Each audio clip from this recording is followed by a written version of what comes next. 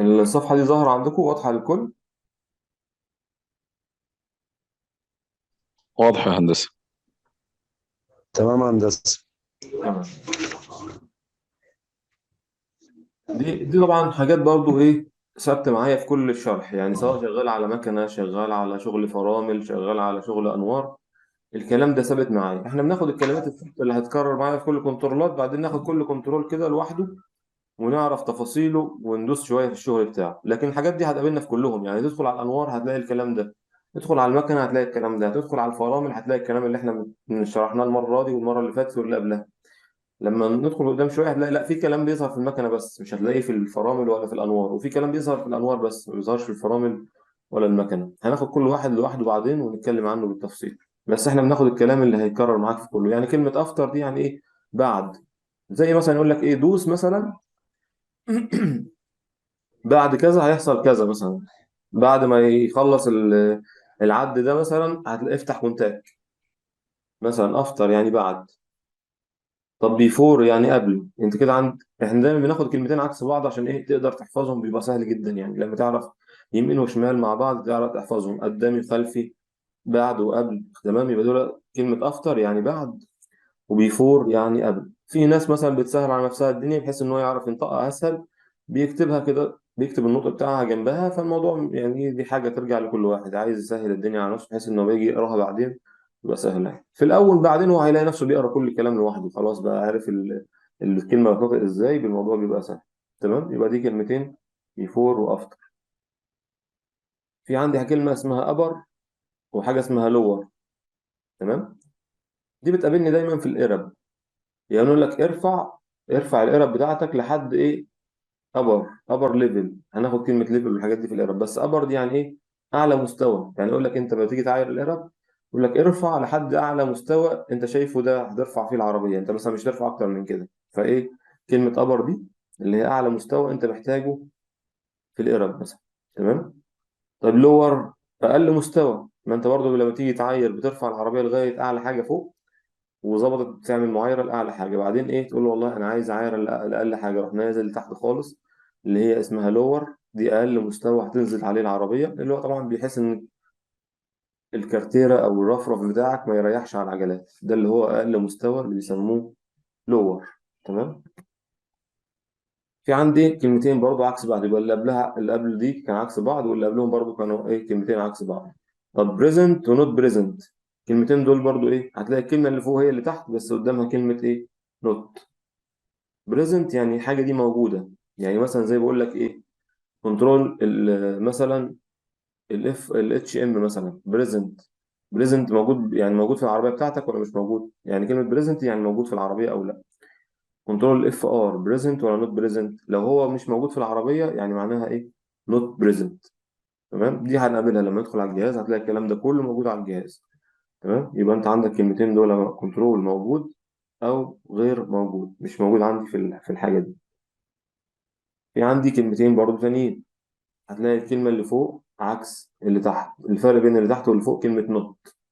كلمة نوت دي لما بتيجي قبل الكلمة معناها ايه؟ بتعكسها. يعني مثلا لو قلت لك زي لو رجعنا اللي فوق دي هتلاقي ايه؟ بريزنت. حطيت كده قدامها كلمة نوت بقت عكسها غير موجود. طيب اللي تحت اكتف يعني ايه؟ عبد الرحمن. نشط يا هندسة، أكتف، نشط. وعكس نوت أكتف.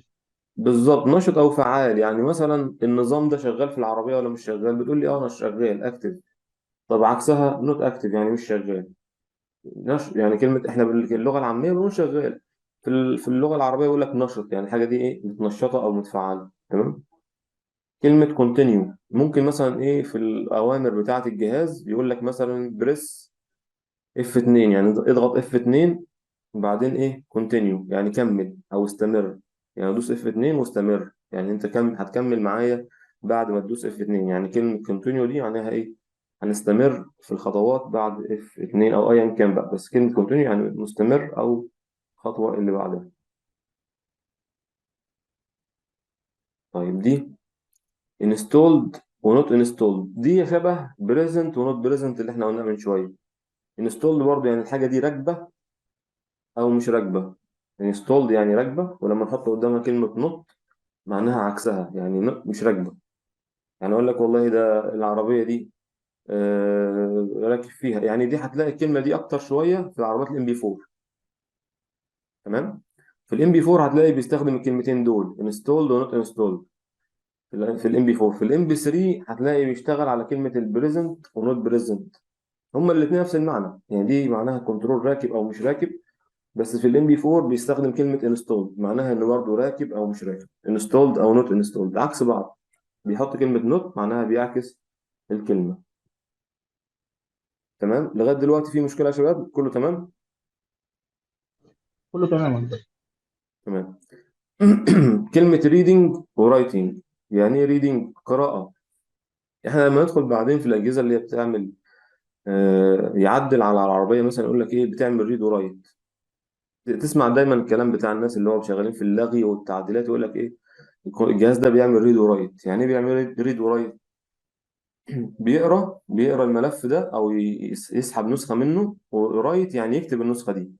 يعني يكتب يعني مش بيكتب، احنا عندنا كتابة يعني ايه تمسك القلم وتكتب كده على الورق يعني. لكن في شغلنا في الشغل بتاع الفحص والأجهزة مش معناها تكتب بالقلم، مفيش قلم، ما بيدخلش معانا في الشغل خالص أصلا. معنى كلمة رايت إن أنت بتكتب ملف. يعني الملف ده بره عندك على اللابتوب، بتكتبه على كنترول. دي معنى كلمة رايت. طب وريد؟ معناها الملف ده على الكنترول، وأنت بتقراه بتخليه عندك على اللابتوب بتاعك. تمام. دي الكلمة دي هتفيدنا أكتر في حتة إن إحنا إيه لما ندخل على الحاجات اللي فيها تعديلات أو كده. أو برضه في حاجة تانية، ريد يعني ما إيه تقرا معلومة، ورايت يعني تعدل عليها. تمام. ده فرق بين كلمة ريد ورايت عكس بعض بقى. كلمة مينيمم وماكسيمم. هتلاقي ايه الحتة الأخيرة دي شبه بعض، يعني ام يو ام وهنا ام يو ام، بس هنا ميني وهنا ماكسي. يعني ميني دي دايما بتبقى بنقول على الحاجة الصغيرة ميني، وهنا الحاجة الكبيرة بنقول ماكس. تمام. معناها دي أقل قيمة ودي أعلى قيمة. يعني بقول لك مثلا ضغط الجاز المفروض مينيمم مثلا يكون 8 بار مثلا، يعني أو بلاش خلينا في رقم طبيعي شوية. ماكسيمم مثلا يكون 8 بار. يعني المفروض ضغط الجاز اللي هو الضغط اللي عند الفلتر المفروض مثلا ماكسيمم يكون 9 بار.